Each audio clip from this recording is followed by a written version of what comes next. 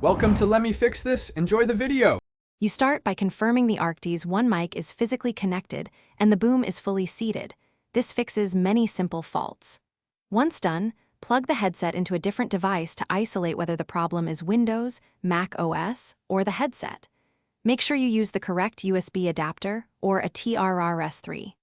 5mm cable. Mismatched plugs can give audio or mic-only failures. These immediate checks tell you whether to proceed to software or hardware repair steps. Now you focus on software. Open sound settings and explicitly choose Arctis One as the default input device. This is where systems often revert to onboard mics. Once set, raise the input level to around 80 to 100% and turn off any noise suppression or enhancements that can mute low signals. Then update or reinstall the SteelSeries engine or appropriate drivers to restore proper device communication. These steps resolve driver conflicts and misconfigure. Finish by applying firmware updates through SteelSeries engine. Firmware can fix internal mic routing.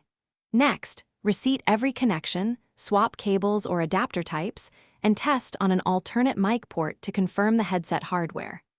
If the mic still won't register, test a second Arctis One to determine whether the unit is faulty.